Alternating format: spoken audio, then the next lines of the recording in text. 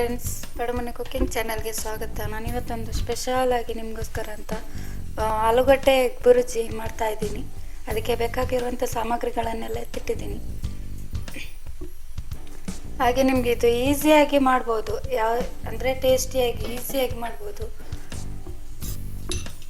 ಇವಾಗ ಒಂದು ಪ್ಯಾನ್ ಇಟ್ಟು ಅದಕ್ಕೆ ಒಂದು 3 ಸ್ಪೂನ್ ಆಯಿಲ್ ಹಾಕ್ಕೊಳ್ಳೋಣ. ಹಾಗೆ ಕಟ್ ಮಾಡಿಟ್ಟಿರುವಂಥ ಬೆಳ್ಳುಳ್ಳಿನ ಹಾಕ್ತಾ ಇದ್ದೀನಿ. ಹಾಗೆ ಕಟ್ ಮಾಡಿಟ್ಟಿರುವಂಥ ಈರುಳ್ಳಿ ಕೂಡ ಹಾಕ್ತಾ ಇದ್ದೀನಿ. ಒಂದು ಈರುಳ್ಳಿ ಬೇಕಾಗುತ್ತೆ ಇದಕ್ಕೆ.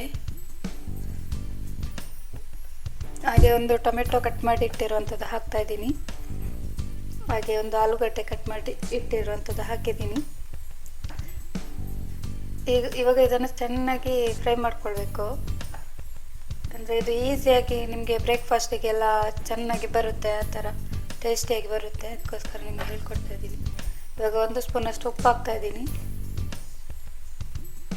ಹಾಗೆ 1 ಸ್ಪೂನ್ ಆಗುವಷ್ಟು ಅರಶಿನ ಪೌಡ್ರ್, ಆಮೇಲೆ ಗರಂ ಮಸಾಲೆ, ಚಿಲ್ಲಿ ಪೌಡ್ರ್, ಇದನ್ನೆಲ್ಲ ಹಾಕಿ ಫುಲ್ ಮಿಕ್ಸ್ ಮಾಡ್ಕೊಳ್ಬೇಕು. ಚೆನ್ನಾಗಿ ಫ್ರೈ ಮಾಡ್ಕೊಳ್ಬೇಕು. ಇವಾಗ 3 ಎಗ್ ಹಾಕ್ತಾ ಇದ್ದೀನಿ ಇದಕ್ಕೆ.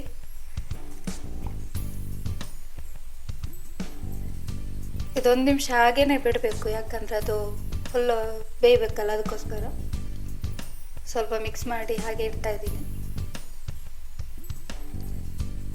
ಒಂದು 5 ನಿಮಿಷದಲ್ಲಿ ಮಾಡುವಂಥ ಒಂದು ಆಲೂಗಡ್ಡೆ